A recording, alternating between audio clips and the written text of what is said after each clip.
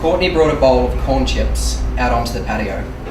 Grandma Mary always had a bag of Doritos in the pantry, even though she knew that they were bad for her gums.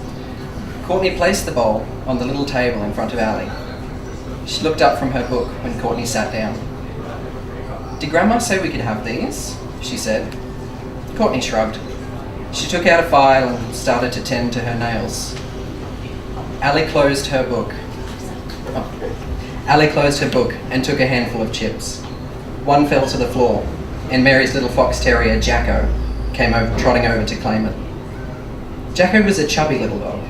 Everyone thought he'd been spoiled by Mary, but it was Grandad Bob who couldn't resist his sad little face at the dinner table. Jacko had been an anniversary present for Mary. His caramel fur reminded Bob of Mary's auburn updo, and he fell in love right away.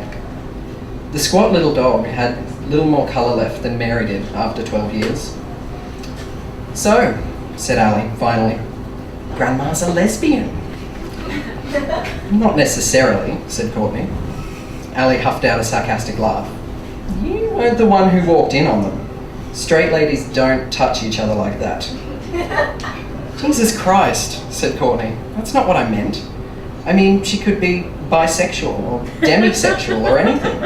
Just because you're only attracted to one gender doesn't mean she is." "Whatever." Courtney stopped filing her nails. She was looking at Ali with one eyebrow raised. "What? You know what? Are you going to come out to Grandma now?" "I don't see how that's any of your business," Ali said. A train rattled past the backyard, and she waited for the screeching of the wheels to die down before continuing. "Just because she's gay doesn't mean we're suddenly going to bond now." "I think you should tell her," said Courtney. "Do you think she was going to tell us?" Ali said. Jacko was at Courtney's side now, his front paws on her thigh and a wistful look in his little doggy face. Courtney ignored his begging and scratched absently behind his ears. "I don't know," she said after a moment. "And neither do you. Maybe she only just figured it out. She was with Grandad her whole life. Can't imagine a 46-year marriage allows for much sexual experimentation." Ali didn't respond, mostly because responding would involve even more discussion of Grandma Mary's sex life. She shoved a couple more chips in her mouth. "Look, I'm not saying that you have to be maid of honour at her civil partnership registration ceremony," said Courtney. "It's just that ever since you came out to me and Dad, you've acted like it's something you can never talk to her about. You held it up like a barrier between the two of you, and I know you regret not telling Grandad before he died." Ali rushed to swallow so that she could speak. The half-chewed chips scraped at her throat, and she coughed. "How would you know? You need to make your Twitter account private.